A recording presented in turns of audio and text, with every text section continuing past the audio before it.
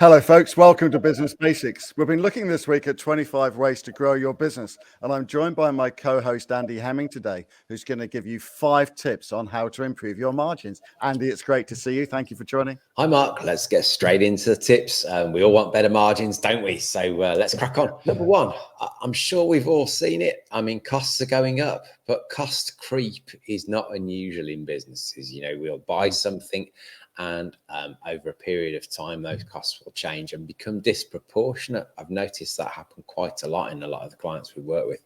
So it's always worth going and doing a cost review. And, you know, quite often we set a goal with clients to reduce their costs by 10%. And it's amazing just how feasible that is without necessarily getting rid of stuff. It's just about buying more sensibly. So keeping a really good eye on those costs is important because that cost creep does happen. So reduce your costs, immediate margin gain. Why not compound that? And let's go for which sometimes strikes the fear of God into the clients that we coach. But here it is, increasing prices. Now, so many people don't do it. So many people don't do it. Now, the thing for me is there's a couple of really important points with this.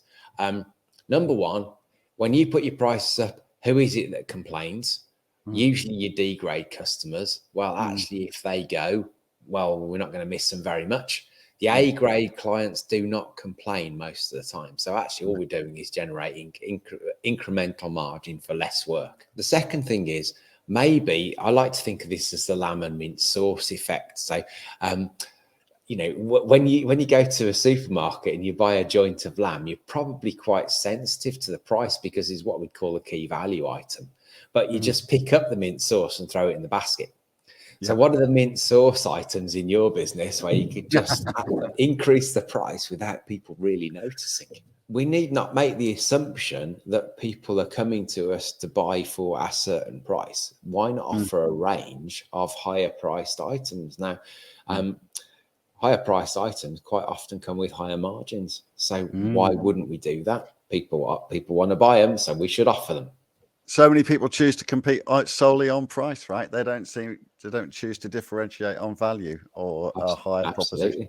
Absolutely. Yeah.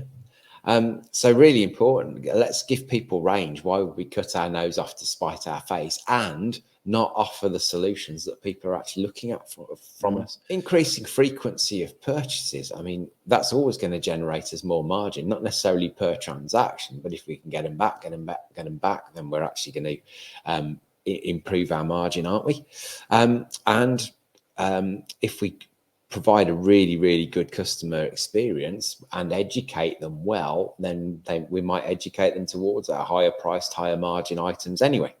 The more often they buy from us, the more they trust us, so the more likely they are to come on that education journey with us. And lastly, I think diversification of our revenue streams. So quite a lot of businesses offer what I'd call a promotion. They only have one real offering, whereas actually what we can do is add on bits vertically or horizontally around what we do to create other opportunities to solve people's problems, make it a more holistic buying experience. And there are definitely margin opportunities within there as well. So those will be the 5 tips for margin, Mark. Others are available, but those are the 5 I've chosen for today. Fantastic. Thanks, Andy. Folks, look, if you want to find Andy's other tips, then just follow the link in this post, download his guide, 25 ways to grow your business. As Andy said, there's so many more tips that are available, but there's our key 25. We can't wait to hear from you. Until next time. Bye for now.